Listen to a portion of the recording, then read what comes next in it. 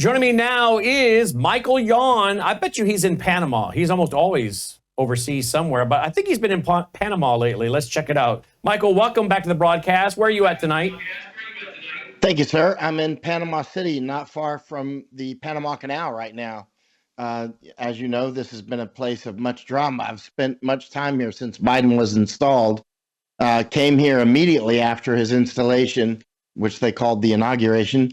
Went down to the border at El Paso and immediately saw that the United States was being flooded with an inordinate amount of invaders. And then flew down to Colombia and looked at the Darien Gap there on the Colombian side, which was quite dangerous. And then came to the Panama side, flew to the Panama side from Colombia, and spent 6 or 8 months here since Biden was installed, either down the Darien Gap, several months down there, and then also up here by the canal and looking at other parts of Panama. Because as you know, Panama is a big, juicy lamb wearing a bunch of pork chops around its neck. I mean, this is a place that predators want. It's got the Panama Canal, which is right here. It's got the Darien Gap, which is a route to Colombia as they build the road down there. People always say you can't build a road down there. They're flatly wrong. They're building it. And also there's a lot of gold here, a huge amount, a lot of copper. The lumber is worth billions of dollars. The Chinese are destroying the Darien jungle. It's an incredible jungle. And they're just raping it right now as we speak. They're cutting down these giant trees and they're taking them out by trucks up Highway 1, which is the same route that the invaders use after they cross the Darien Gap on foot. And they all come up Highway 1 and they go over this bridge near me and the Thatcher Ferry Bridge. Actually, there's a fourth bridge. There's 3 bridges over the Panama Canal right now. And the Chinese are building a 4th bridge and also a metro. The bridge will go right beside the Thatcher Ferry Bridge, which is the Highway 1 bridge. And then they're building a metro train that'll go underneath it. So they're working on it right now, actually. I go out there sometimes and watch them working on this bridge. It's actually a lot of the funding, believe it or not, is coming from Japan. There's German companies working on it and that sort of thing. But the bottom line is we got to get the Chinese out of here. Nobody has said that more than I have, I think, since Biden was installed. I mean, I must have said it thousands of times. Chinese, not just Panama, all over the Caribbean and all over the world. I mean, like Thailand. China's coming hard on Thailand, not just Taiwan, that too. I was recently in Taiwan and Thailand again. Look at the Chinese. I'm telling you, I would not be surprised to see Thailand in a war within the next 10 years. And yes, I know the difference. I had an office in Thailand, you know, where Chiang Mai is in Bangkok, that place. I can see conditions building eventually for war. It's the same players that you have here and in the United States and in Europe, the United Nations, China, of course, and drugs now all over the place in Thailand, cannabis stores opening up, like thousands of them, not hundreds. I mean, literally, no exaggeration.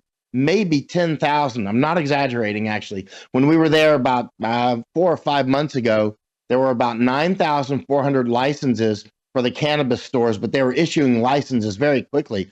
But if you go to Thailand 2 or 3 years ago, I don't remember any cannabis stores. Now they're everywhere. And if you look on, you know, a mapping program and to look how many cannabis stores there are there, say in Bangkok, you'll see a lot on the mapping programs. But on the ground, it's a lot more. They're not on the mapping programs yet.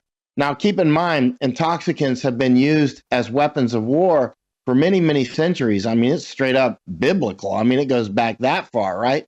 And so this is a normal weapon of war. It's all forms of intoxicants, whether it's, you know, alcohol or opium. It's funny how many people say that, you know, the United States never had a drug problem before, which is complete nonsense. Like somebody said that on a comment today.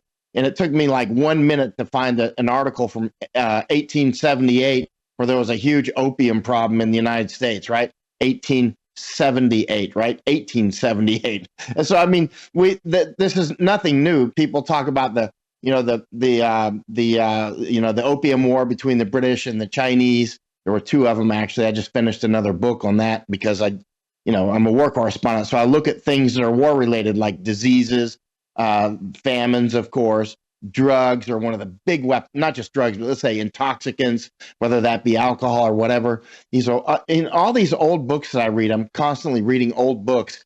You'll see just sooner or later they mention how, like the Spaniards in Guatemala were getting the indigenous people drunk and robbing them. Just it goes on. I found a book from Argentina recently from 1648. It was reprinted in the 1920s, and I bought it. And I'm just reading through the book. It was in English, and then it gets to a part where the Spaniards are getting the Guatemalans drunk, and stealing their money and doing all kinds of bad things to them.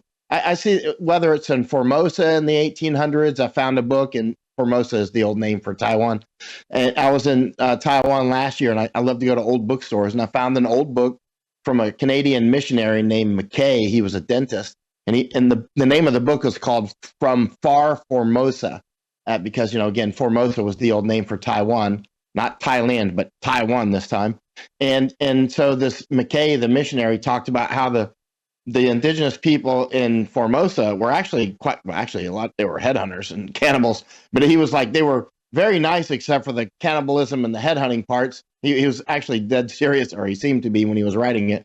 He said, except when the wily Chinese merchants would come in. That's what he called them, or he called them wily Chinese traders, I think, would come in with intoxicants and basically destroy the local cultures. This has been done by Chinese in Siam, which is the old name for Thailand, Chinese and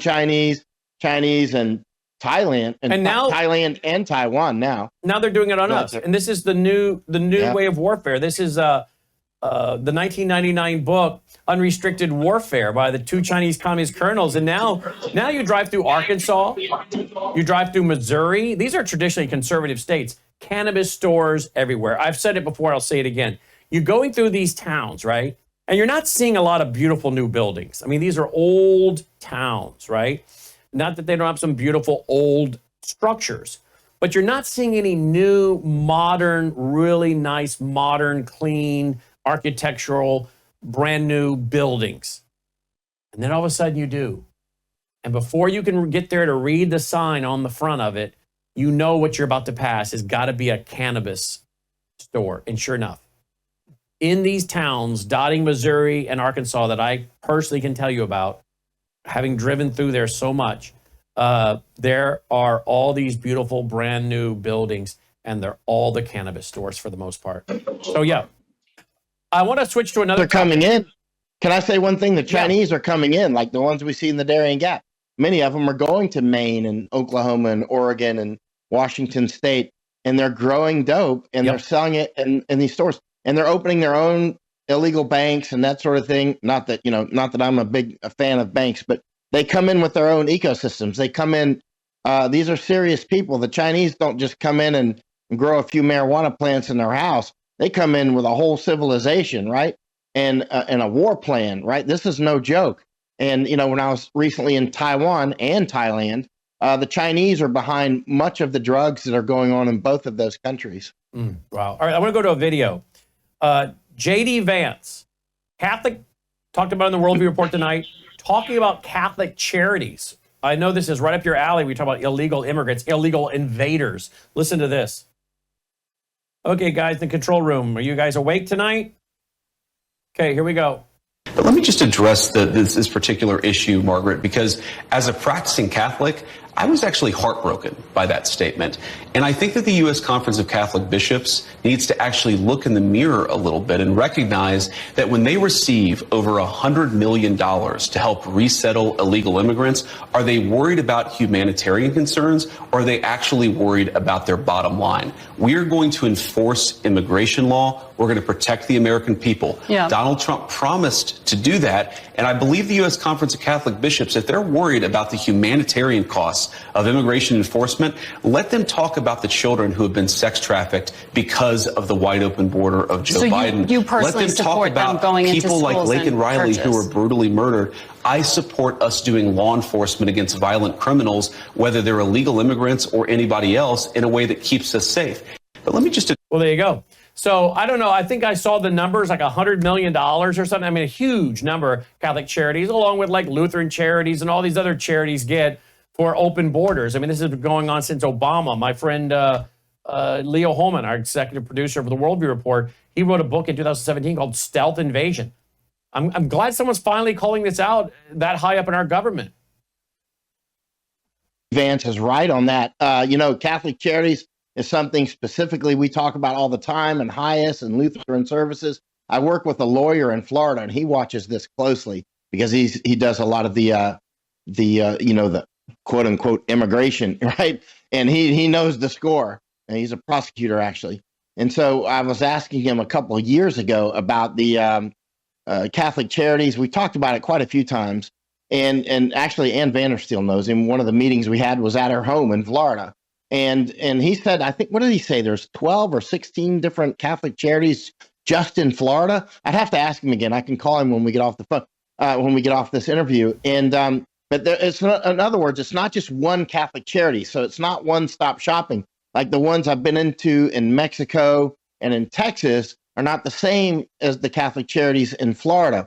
We were just down in Argentina. I was down there with Masako Ganaha, and we went to a Catholic church near the Bolivian border, and there was an IOM facility right next to it, right?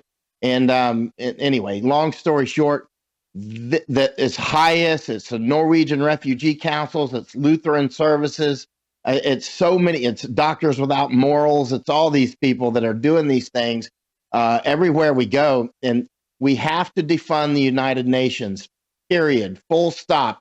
If we don't defund the United Nations, everything else, none of it matters. It's irrelevant because the United Nations is the number one-stop shopping for all of this, and the United States is the number one funder of United Nations. Now, keep in mind, I keep talking about United Nations because United Nations is our global blood enemy. Let's talk about, for instance, Diego Garcia in the Indian Ocean. All the Air Force and Navy people know about Diego Garcia. All the strategic thinkers know about Diego Garcia. It's a very important base for us in the Indian Ocean.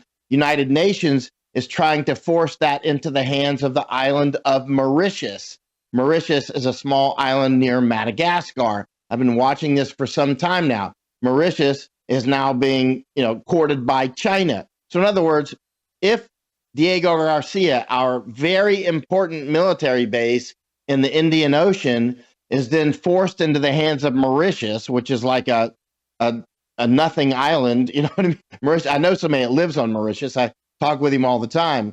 And why would Mauritius have our base, Diego Garcia? Anyway, so Mauritius wants like $9 billion for us to keep our base there for the next 10 years. But the bottom line is, if Mauritius gets Diego Garcia, then China is going to end up taking Diego Garcia. That's what's actually going to happen. For those who are into Mackinder and Mahan and the Heartland theory and into studying the strategic aspects of naval power, you already know how important Diego Garcia is. It is incredibly important, and the United Nations is trying to take it from us. So when I'm going after United Nations, whether that be in Tokyo or Thailand or wherever they're at, they got a huge university in Tokyo. We were at it last year in 2024. It's a giant university in downtown, it's in Tokyo. And you can go down and look at it. It's like, giant skyscraper. And, it's well marked. You can walk inside, big old coffee shop there, and, a playground for the children inside, that sort of thing. I mean, they're everywhere, and we, the United States taxpayers, are the greatest funder of the United Nations, who is a cancer for every civilized country. The Canada down in Guatemala and not Guatemala, but Honduras and El Salvador. Masako and I, we went to the IOM offices in Guatemala and in Belize and in Honduras and El Salvador. But in El Salvador and Honduras, IOM is sharing office space with the Canadian embassy in Honduras and El Salvador, both countries, right? Canada is overwhelmed. Canada is essentially destroyed at this point. I mean, if you've been up to Canada recently, you know what I mean. You can go up the Yellowknife. We went up the Yellowknife, which is 250 miles from the Northwest. It's the capital of the Northwest Territories. It's 250 miles from the Arctic Circle. We went up there, ice fit. We didn't go up there to ice fish, but you can ice fish up there, Northern Lights, that sort of thing. It's filled with Afghanis and Pakistanis and Nigerians because IOM has brought them in. If you land at Toronto Airport, you see a bunch of chairs and signs there for the Ukrainians that are flooding in. Brampton over by Toronto is all Indians, all Sikhs and Hindus, and they're fighting each other. Of course, the Sikhs, I spent a lot of time with Sikhs in many countries, like Thailand, actually, and over in India, where I spent a year. I get along great with Sikhs, but they're starting a war in Canada right now. So, because the Sikhs don't have a homeland. So it's not just the Jews that don't have a homeland. There's many, many cultures that don't have homelands, like, the Baluch people or the Sikhs, and many of these people, they want their Kurdish people, they want their own homelands, right? So the Sikhs want to make a homeland called Khalistan, right? And so the Khalistani separatist movement, there was an assassination in recent times of a Sikh leader in Canada, and the Canadian, Trudeau, the boy wonder, blamed it on India, said the Indian intelligence services killed him. I don't know who did it. But the bottom line is these separatist movements are all over the place. And one of those, a big one, is in the United States. And it's not Sikhs, it's the Reconquista. Many people know what I'm talking about. The Reconquista, it's humming in the background. It's highly racist.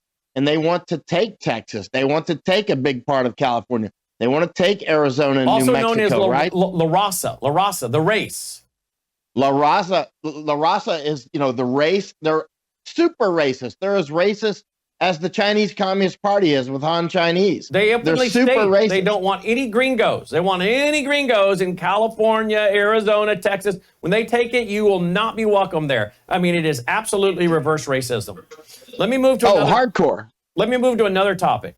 Todd Bensman, he broke this story on our show and one of the first interviews he did. This is back in June of 2023. This is known as Colony Ridge. They're in Liberty, Texas. And apparently they're now in Texas, thanks to Trump being back in office. They're going after this. Listen to what he reports here. I don't know if there's audio with it or not. Let's see. I think there is. No, there's not, apparently. Okay, well, let me just read to you. Vast Texas forest clear cuts make way for a comparatively modest expansion of what many consider the largest illegal alien community in America. Already home to an estimated 75,000 mostly illegal aliens, Liberty County's Colony Ridge is obviously bullish on the future. Well, we're getting reports today that Texas is now going in and starting to clean this up. And any of the footage, you guys, in fact, I think this is Bensman. I don't know if this is Bensman here or not, but we've got all kinds of footage where Bensman went in there. I don't know if you've been there. Here it is. Here's Bensman's report. Look at this. I don't know if there's any sound with this one or not, but here, this is Bensman right here. Look at that. I mean, there's no building standards to speak of. Look at that, folks. Look at that. I mean, we've done full shows on this. I'm going to have to get Todd back on. But what it's doing to their infrastructure, their city, their property values of everybody else around. But apparently Texas is going after that, Michael. That one, hit that topic before I move to another one real quick. Yeah, Todd and I, we were briefing some billionaires and other dudes over in Texas and a bunch of Abbott lovers, actually. And Todd told me, we were there for a couple of days. And Todd told me, he said, I got to take you to Colony Ridge, right? But I'd never heard of it because he knew that I could probably get it blasted out in the big media. So we drove way over there, the other side of Texas, and we went to Colony Ridge and we were down on the ground together. And I'm like, wow, Todd, you're right again. We launched a drone. I'm like, man, this drone won't go high enough, and it's illegal anyway to go any higher than this. So I said, let's go get us a helicopter. And we came back with an airplane that day, actually, which is probably where that video came from. And then I came back later and I got a helicopter and I brought some congressmen over and brought Epoch Times and Daily Wire and a bunch of others. And so thanks to Todd brought me, and then I brought the cavalry, right? And that's how those lawsuits started, was with Todd's idea of taking me. And then I just brought the whole party, and we kept coming. David Cannon let us have his helicopter. Thank you, sir, if you're watching this, David Cannon. So he brought his helicopter numerous times. Every time I showed up and needed a helicopter, this patriot David Cannon would crank up he literally got a helicopter in his garage. I'm not making this up. And then so he wheels out the helicopter from the garage and we take off. And so that's how a lot of this footage came, especially that footage I think came from maybe my drone right there actually.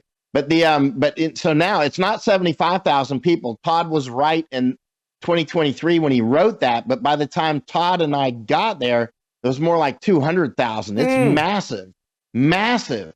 So Todd's right. Todd just published something this morning. He just sent it to me about, Colombia and all this. And we go to a lot of the same places, as you can imagine, whether it's Colombia or Darien Gap or Morocco or whatever, Well, it looks like that, again, it's something we've been covering since 2023. And it looks like it's going to get some, look how big this area is. I mean, it is massive. Look at that. I mean, it just goes on and on and on and on. And a lot of this is Todd's footage. Airplane. And a lot of it is your drone footage, because I've been pulling up Todd's account. That's how I know it's you guys. Because we're in the helicopter there. So that's Dave Cannon flying. Thank you again, Mr. Cannon, if you're watching this. Every time I call him for the helicopter, he's like, let's go. So it's been super helpful on getting congressmen out there. So like the lawsuits and things that you've seen have come as a result of Todd Bensman telling me, and then Dave Cannon letting us use his helicopter and taking these congressmen and everybody up in the air. Well, great work by you guys. Absolutely. Thank you for that. I mean, just absolutely staggering is what it is. All right, let me move to another one. Now, this is something you have put out today. Here you go. I warned endlessly this was coming. Too late now. For those who are unaware, tuberculosis is one of the worst afflictions in human history. USA Today is saying Kansas tuberculosis outbreak is now America's largest in recorded history. This is a brand new tweet by you, is it not? Yeah, today. Yeah, I just put it up some hours ago because, I've been warning about multi-drug. Actually, there's another pandemic apparently breaking out right now in the Darien Gap, and it's called Oroposh. And it's it's strange. Anyway, and actually there was a patent for this virus that came out in 2018, interestingly, related to Bill Gates and whatnot, not surprisingly. But anyway, that's, I'm a war correspondent, so I've read dozens of books on pandemics because pandemic, famine, and war, they always go together. So if you're a serious war correspondent, you're going to need to read dozens of books on pandemics and famines and all these other things that seem unrelated to war, but they're part and parcel to war, just like heat's part of fire, right? And so, when I'm down the Darien Gap and I'm watching these, the invasion coming through the Darien Gap, I saw all the ingredients for instance, Plasmodium falciparum, this type of malaria that's down there now, and it's thick down there, and it's really hurting the Indians down there. There's different types of malaria, right? There's different types of dengue, and now there's, and we knew that tuberculosis would be coming through because many of the people coming through the Darien Gap are coming from places like Afghanistan and Pakistan and hot zones in Africa that are, where there's multi-drug resistant tuberculosis. So the predictions are almost like cheating. It's almost like dropping a rock and predicting that the rock is going to hit the ground. People with tuberculosis are coming through the Darien Gap and going to America. So is it a big prediction that you're going to have tuberculosis in the United States? No, it's not. The screw worms, which have been making it up now, I predicted that about 4 years ago, because the screw worms are another thing that I think you and I have talked about before. But those are a flesh-eating larva from a fly that used to be in the United States, and they cost billions of dollars, and cattle and sheep and everything else, and they killed people actually. And so previous generations of Americans fought these screwworms out. An entomologist realized that the female fly of the screwworm, she only mates one time in her life, and if she mates with an inert male, sterile male, then she will never have offspring. So they started irradiating billions of male flies and dropping those out of pickup trucks and helicopters and airplanes in key places. And that dropped the reproduction rate of these flies to the point where they fought them out of the United States, down through Texas, through Mexico, through Central America. And the front line in this fight has been the Darien Gap in Panama. And when I realized that almost 4 years ago now, an intel guy told me, actually, he told me about the screwworm program. And immediately when I heard that, I thought, you know what? These screwworms are going to end up back in the United States because we know what is happening with our food supply. It's under attack. So I reached out to the United States Department of Agriculture and I asked to tour their facility in Panama. And they said no. And they said it in a certain way that I'm like, hey, I deal with the government a lot. Whenever they respond in the way that they responded, I knew those screw. So I published it immediately, including our email trail. I published it. You can find it online, and you can see that they're denying access to look at the facility. And that was when I said, you know what? I think these screwworms are going to make it back to the United States. And now you can see the emergencies are. Last night I had dinner with a farmer, and he said they have a screwworm problem here in Panama. And also they've moved all the way up to southern Mexico. One person who would be very good to get on your show is Dr. Michael Vickers. He's a veterinarian in Texas. Have you had him on? No, you've talked about it because he's warning about what is it he's warning about in the cattle, something getting into the meat. A couple things. He's an expert on anthrax. Yeah, in fact, when Todd told me about Colony Ridge, actually Dr. Vickers was in those same briefings for those 2 days. When I realized he was a big veterinarian, I ignored the billionaires and I went straight for the veterinarian. You always go for the veterinarians, especially if they're in agriculture, right? So I went straight to him, whether I'm in Nepal or India or whatever, I go straight for veterinarians, right? So I went to Michael Vickers and I said, Dr. Vickers, do you know anything about, tuberculosis or anthrax? Or he's like, well, it happens to be, he's the anthrax expert there. And actually, on 9/11, when the anthrax, thing happened, Dr. Michael Vickers had already discovered that anthrax in Texas decades ago and let him tell the story. But in any case, he's also knows a lot about bovine tuberculosis, and he knows a lot about screwworms because Dr. Michael Vickers was, when he was a young veterinarian, he's been a veterinarian for 50 years now. When he was a young veterinarian in Texas and in Mexico, he was part of the program to eradicate screwworms in the United States. So he's one-stop shopping. He lives on the border. He has aliens literally dying on his ranch, like invaders. Literally, he showed me photos. They're dying of dehydration. So he knows about the invasions. He knows about the screwworms. He knows about anthrax. He knows about tuberculosis. He spent a lot of time in Mexico. He's very familiar with Mexico.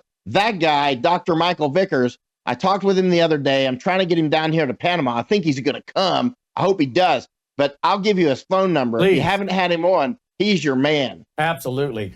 Look at this. At Michael_Yon to follow Michael, because this was his tweet he put out today. At Michael_Yon. At Michael_Yon reporting tonight from Panama. As always, a wealth of information. Very, very well read. Historian, war correspondent, former military himself. Michael, as always, thank you for making time for us. Thank you, sir. And I hope to talk with you again next week. There's some more interesting things going on. Let's plan on it. Michael Yon checking Thanks, in. Brandon. We'll get him next week. At Michael_Yon. At Michael_Yon. All right, before we go to the two docs, before we go to Dr. Witcher and Dr. Thorpe, let me remind you, another one of our great sponsors is worldviewtalk.com. Worldviewtalk.com. Get your bivvy, sync it to your cell phone, and if the power grid goes down, cell towers go down, all you got to do is sync the bivvy, the little device, to your cell phone, type your message to your family member on your cell phone, hit send, it'll go through the bivvy to a satellite, down to your family member who has one of these. Go to worldviewtalk.com, you can get two and save. You can get one if you want. You get two, you get a discount. You get three, you get a discount. So if you have a grown child or college student or your spouse travels and you want to travel with something so you guarantee that you can talk, keep one of these bivvies at home, send them on the road with one of these, throw it in their briefcase or their backpack so that if the grid goes down, you guys can at least communicate, right? You got grown kids with your grandbabies in another state, you get one, give them one, you're going to at least be able to communicate. Right?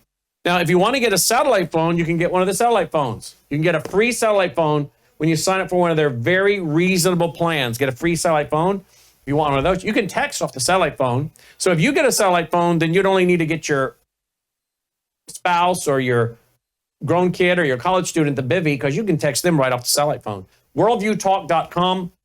You can also, of course, go there and find out about solar generators. I have the Delta Echo 400 solar generator. You can use that 866 number to ask questions. 866-738-3224. 866-738-3224. Satellite phones, generators, bivvies, all kinds of great stuff. The blankets that cover the from the electromagnetic pulses being sent out, EMF, electromagnetic forces, all of it, worldviewtalk.com, worldviewtalk.com.